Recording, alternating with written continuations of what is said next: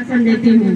तो आज ओण की पवित्र धरती में बाबा तिलका मांझी के कार्यक्रम में उपस्थित हमारे आदरणीय मंचासीनगण में मेरे भाई प्रवीण भाई, क्रीट भाई, दिलीप नीनामा भाई, एलजी चारेल साहब और विपुल दामोर भाई, और सबसे मुख्य बात कि आज ओण की धरती में जो कार्यक्रम को संचालित कर रहे हैं, आयोजन कर रहे हैं समीर भाई और उसके आयोजक टीम को मैं अपने झारखंड की ओर से बहुत बहुत धन्यवाद देती हूँ। अभी थोड़ा देर पहले बोल रहे थे भाई कि ओर से लोग निकलते नहीं हैं, लेकिन आदिवासी समाज में जितने लोग भी लड़े हैं सब एक थे।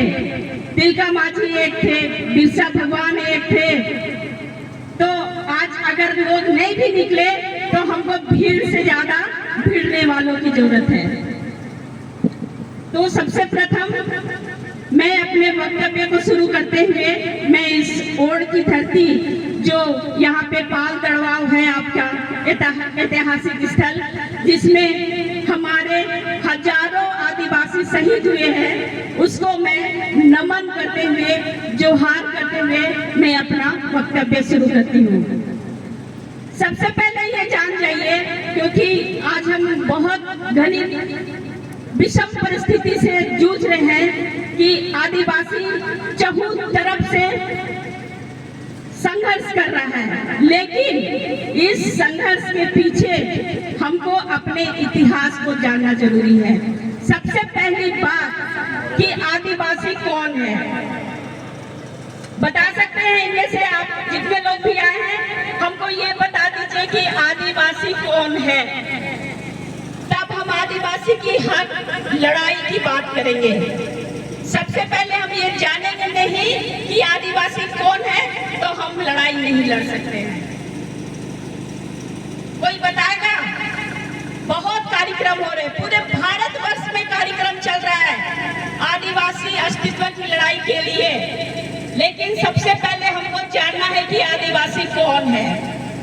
अभी विपुल भाई बहुत अच्छा भाषण दिए कि हम आदिवासी इस देश के मालिक हैं, ये प्रूव करता है। लेकिन आप आदिवासी इस देश के मालिक हैं, आप आदिवासी है, ये आप खुद को कैसे प्रूव कीजिएगा?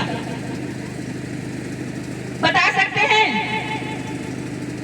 आप तो अभी मैं गुजरात के समाचार में पढ़ रही थी, चारण भड़वाल हमारे पदों आदिवासी आरक्षित सीट पे नौकरी कर रहा है। वो तो प्रूव कर दिया कि वो आदिवासी है, आपके पद पे नौकरी कर रहा है, लेकिन आप आदिवासी है उसको कैसे प्रूव कीजिएगा? नहीं है किसी के पास जवाब। मैं सवाल कर रही हूँ, मैं जितने भी कार्यकर्ता भाई बहन है आप सबसे सवाल कर रही हूँ कि आदिवासी कौन है। तो सुन लीजिए, आदिवासी को परिभाषित करने के लिए हमको ऐसे चिल्लाना नहीं पड़ेगा कि हम आदिवासी हैं। आदिवासी जिस जगह पे रहता है वहाँ कोई गैर आदिवासी नहीं रह सकता है।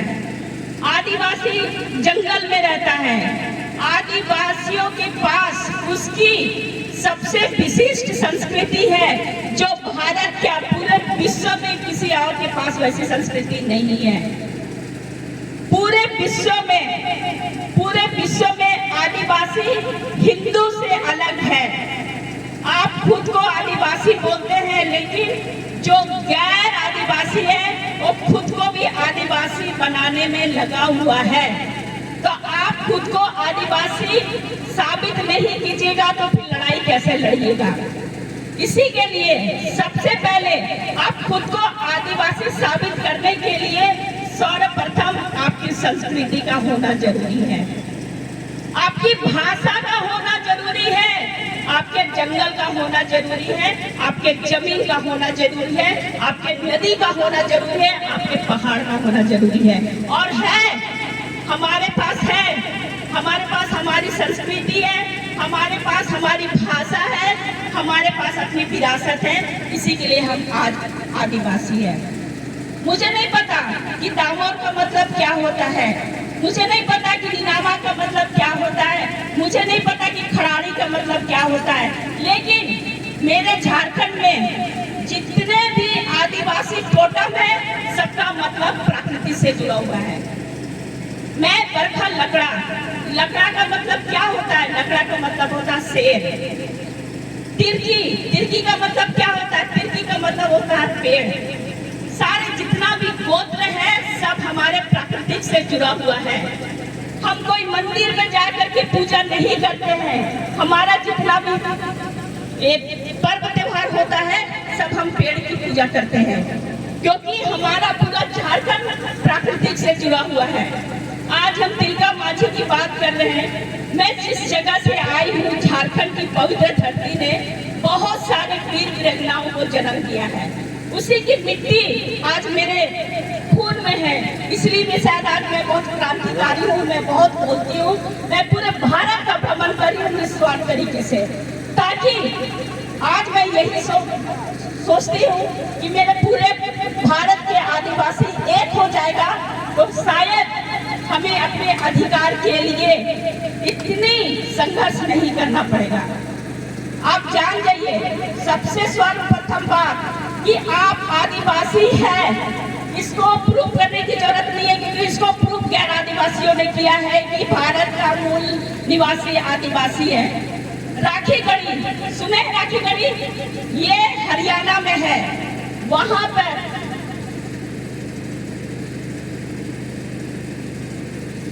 राखी गढ़ी, वहां पर डीएनए टेस्ट हुआ, वहां से प्रूफ हुआ। वहां बसंत सिंह प्रोफेसर ने ये प्रूफ कर दिया कि भारत में जो हड़प्पा संस्कृति में जितने भी लोग थे वो सारे आदिवासी थे, जो आर्यों से अलग थे। वो तो प्रूफ हो गया कि भारत के मूल निवासी आदिवासी है। तो फिर आर्य वहां पर निवासी नहीं था। इससे पहले आर्यों के आगमन से पहले कोई रहता था, वो लोग कौन थे? तो राखी गढ़ी में जब डीएनए टेस्ट हुआ तो पता चला कि आर्यों से भी पहले वहां पर ऑस्ट्रेलाइट द्रविड़ियों की जनसंख्या थी। लगभग 3 लाख जनसंख्या थी। ये प्रूव करता है हमारे एक बहुत बड़े एम्स्टर्डम देश है, उसके राइटर ने ये प्रूव किया कि आर्यों से पहले हड़प्पा में जितने लोग भी थे वो ऑस्ट्रेलाइट समूह के लोग थे। अब पता चले कि ऑस्ट्रेलाइट कौन है।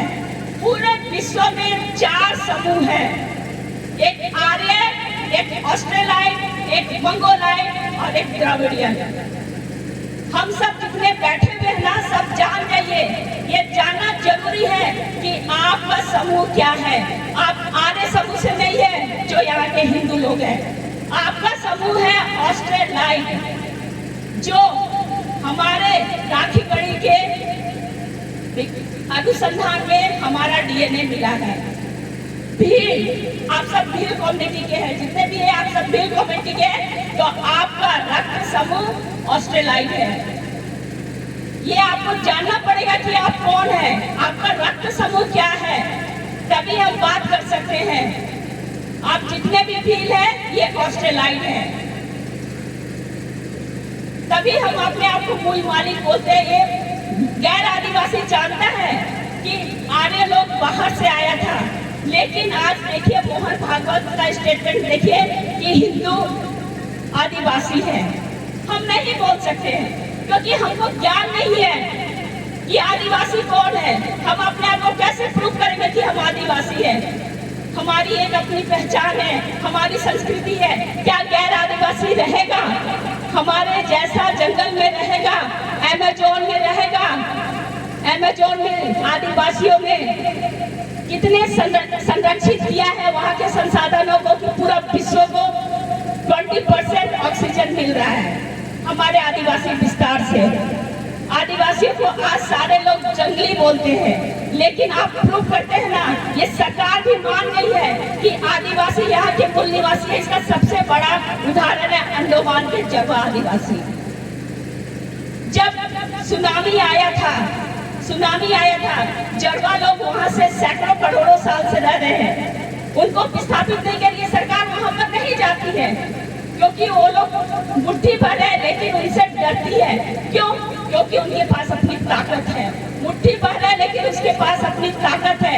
उनको पेड़ों का ज्ञान है। जब उनके जरवाओं का जब बच्चा पैदा होता तो वो कोई हॉस्पिटल में नहीं जाते हैं, उनको प्राकृतिक रूप से अपने संसाधनों की जानकारी है। ये है आदिवासी। आदिवासी मूल मालिक है प्रकृति का, उनको ज्ञान है। वो प्रकृति के साथ जीते हैं, वो प्रकृति के साथ मरते हैं। जमीन सिर्फ हमारा पेट भरने का साधन नहीं है, जमीन से हमारी विरासत, हमारी संस्कृति, हमारे पुरखों का बलिदान सम्मिलित है। आज क्यों बोलते हैं चारों तरफ हम जल जंगल जमीन के लिए क्यों लड़ाई लड़ रहे हैं? इसका इतिहास आपको जानना पड़ेगा, क्योंकि हमारे पुरखिया तिलका मांझी की बात कर रहे हैं। ये 1750 में जन्म लिए, लेकिन उससे पहले भी हमारे पुरखों ने लड़ाई लड़ा था। 1765 में के पहाड़िया विद्रोह हुई थी, हमारे झारखंड में पहाड़िया विद्रोह हुई थी, जिसके कारण 1894 में लैंड एक्विजिशन एक्ट बना, भूमि सुधार कानून बनी। हमारे जितने भी भारत में कानून बना है, आदिवासियों के पीछे हमारे पुरखों का बलिदान है, हमारे पुरखों का शहादत है। आपको पता है 5वीं अनुसूची क्यों लागू हुआ? 5वीं अनुसूची कैसे बना? 5वीं अनुसूची के पीछे क्या इतिहास है? आज हम बात कर रहे हैं, मैं ग्राम सभा की भी बात करूंगी, लेकिन 5वीं अनुसूची कैसे बना? 5वीं अनुसूची के पीछे का भी इतिहास जानना पड़ेगा कि हमारा 5वीं अनुसूची जो झारखंड में मिला है, हमारी 6ठी अनुसूची जो झारखंड में मिला है, वो कैसे बना? उसके पीछे भी संघर्ष है, और उसका संघर्ष है हमारे तिलका मांझी का। हमारे तिलका मांझी 1785 में 80 से लेकर 85 में रामगढ़ में इन्होंने युद्ध किया, तब जाकर के 1874 में हमारा अनुसूचित क्षेत्र बना।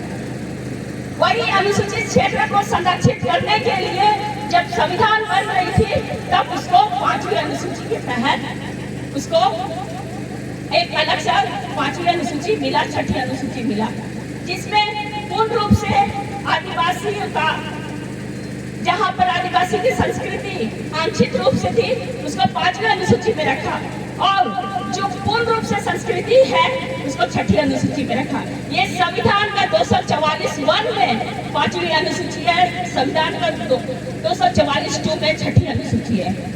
5वीं अनुसूची के कानून को संरक्षित रखने के लिए हमारा 1996 में पेशा कानून बना।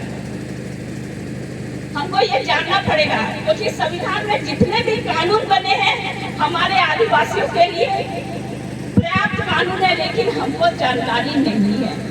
अभी आरक्षण की बात कर रहे थे, तो 330, 332 में आपका आरक्षण जो विधानसभा राज्यसभा के लिए आरक्षित है, लेकिन हमको मालूम नहीं है। हमारे नौकरी के लिए संविधान का 15 का भाग 2, 16 का भाग 2 में हमारे नौकरी के लिए आरक्षण आरक्षित है। हमको पेशा कानून 1996, जिसमें भी जो कानून है वो हमारे लिए आरक्षित है। जितने भी कानून बने हैं सब में हमारी जल जंगल जमीन और संस्कृति की रक्षण करने की बात करता है। क्या हम अपने जल जंगल जमीन को संरक्षित कर पा रहे हैं? नहीं कर पा रहे हैं, क्योंकि आजादी के बाद से हमें बहुत विकास के नाम पे बहुत जगहों पे विस्थापित होना पड़ा है। ये विस्थापित होने के लिए गांव उजाड़ने का कतई मतलब नहीं था, क्योंकि ठीक है आज देखिए चाइना, अमेरिका विकास हो रहा है, लेकिन वहाँ मॉडल चेंज हो गई है।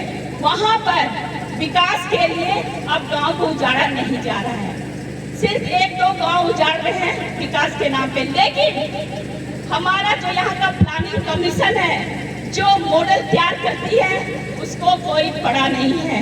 क्यों? क्योंकि आदिवासी ही ऐसा क्षेत्र है जहां से उसको विस्थापित कर सकते हैं। वो लोग जान गए हैं कि आदिवासी सीधे साधे होते हैं, उनमें अभी एकता नहीं है। वो अगर मारेंगे भगाएंगे तो वो लोग भाग जाएंगे, क्योंकि वो लोग लड़ नहीं सकते हैं। ये सरकार के हायर लेवल के ऑफिसर लोगों ने ये बात की है। सोच सकते हैं कि जिस समाज में आपके पुरखों ने आपके जंगल के लिए, आपके जमीन के लिए अपनी जान दे दी, सिर्फ तिलकाबाजी नहीं। अभी देखिए ये वीर बुद्धू भगत है, इन्होंने 1830-31 में लड़ाई लड़ी, तब जाकर झारखंड का विल्किंसन रूल बना। बिरसा ने 1900 में लड़ाई लड़ी, तब जाके 1908 में CNT एक्ट, छोटा नागपुर काश्तकारी अधिनियम बना, जो ये भी जल जंगल जमीन रक्षा करने की बात करती है। तो जितने भी लड़ाइयाँ लड़ी है उसके पीछे का इतिहास कोई मामूली इतिहास नहीं है, उसमें सारे हमारे पुरखों ने अपनी शहादत दी है। हमारे जो 1855 में जो हमारे सिद्धू कानू ने लड़ाई लड़ा, तब जाकर के संथाल परगना एक्ट बना।